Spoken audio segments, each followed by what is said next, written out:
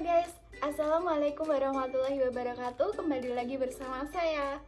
Perkenalkan, nama saya Lailun Asyara Sriwahyuni, NIM 201221089. Saya dari kelas BKI 3C.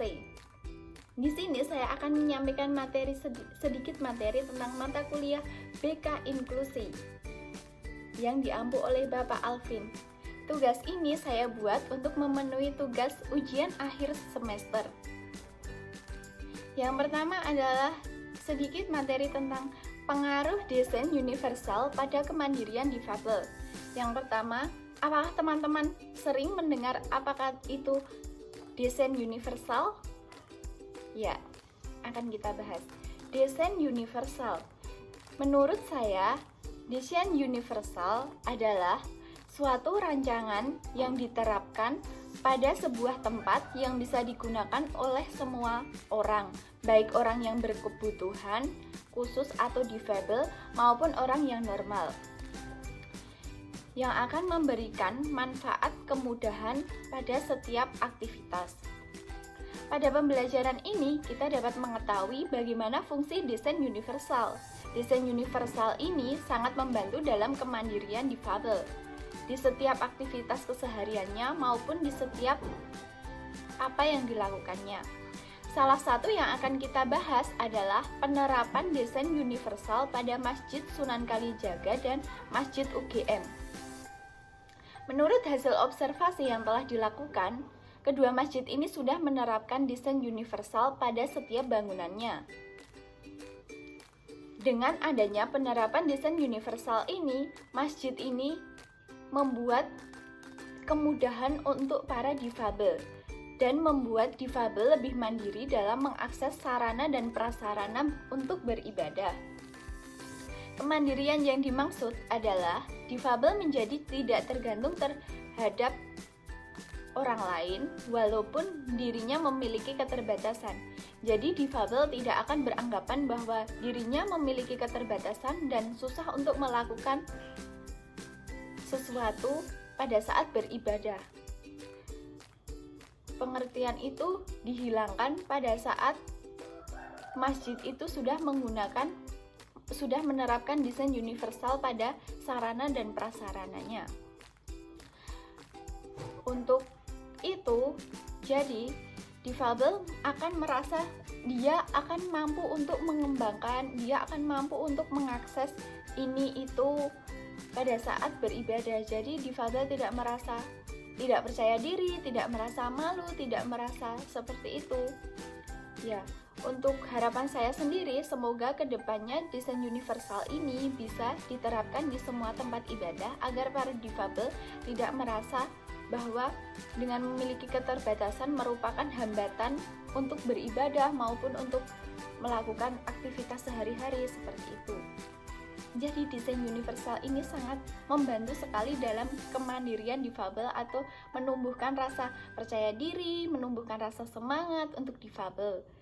Jadi, dengan intinya, penerapan desain universal ini sangat membantu difabel dalam melaksanakan aktivitas sehari-harinya.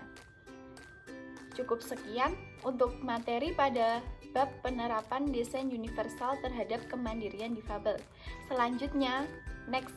Untuk materi yang kedua, saya mengambil dari kelompok 4, yaitu tentang difabel dalam Al-Quran.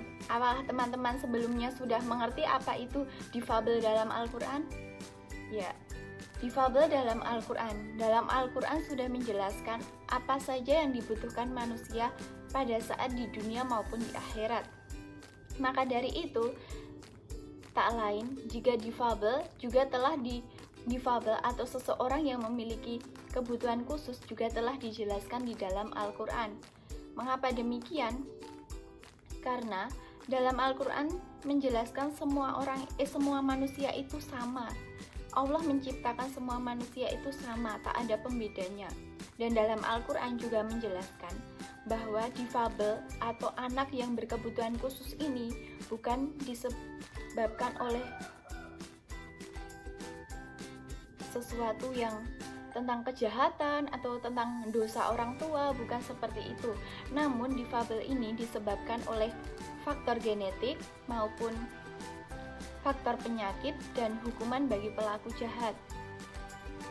Dan bukan karena mitos-mitos tertentu yang telah dikatakan sebelumnya seperti itu.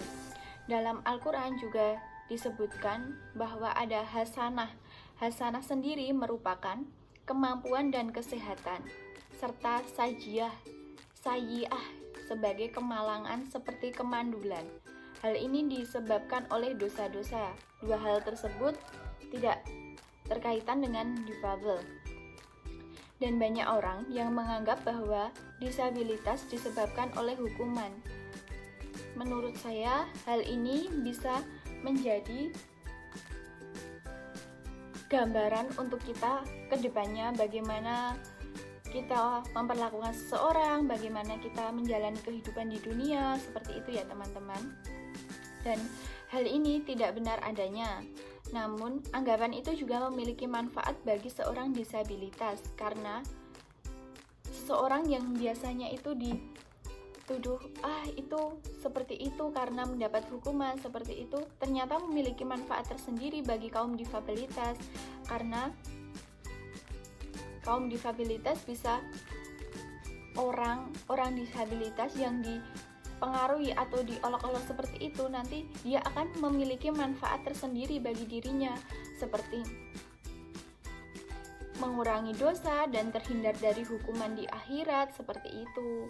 Dalam Al-Quran juga telah menjelaskan seorang difabel bagaimana caranya untuk beribadah, yang artinya bahwa sebelum menciptakan, Allah telah membuatnya sebaik mungkin untuk tetap beribadah kepadanya.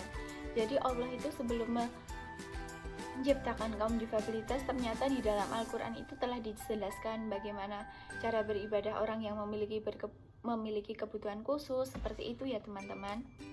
Dan dengan ketentuan-ketentuan lain.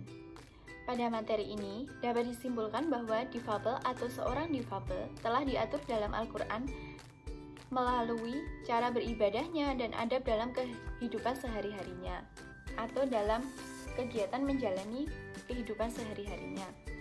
Dan Allah juga telah menyampaikan dalam Al-Quran dan ayat-ayatnya bahwa manusia diciptakan sama, tidak ada yang berbeda kecuali amalannya.